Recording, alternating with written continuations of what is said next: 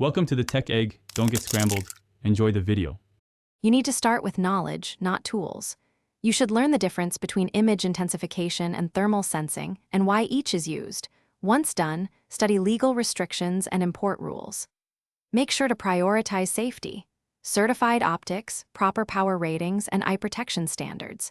You must avoid improvising high-voltage circuits or untested lenses.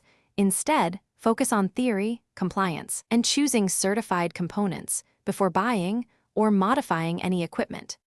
You should understand how components interact. The objective gathers photons, the sensor converts them, and the display presents an image. Once you grasp that, compare image intensification versus thermal detection so you know why one suits a task. Make sure to study performance metrics, resolution, signal-to-noise ratio, and spectral sensitivity, because they determine usefulness at distance and in varied environments. You will be better prepared to evaluate commercial options rather than attempting risky DIY builds.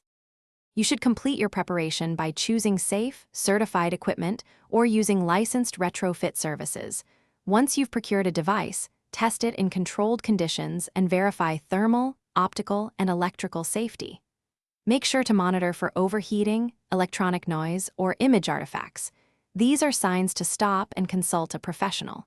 If something goes wrong, do not attempt high-voltage repairs. Instead, contact the manufacturer or a licensed technician for repair, warranty service, or authorized replacement.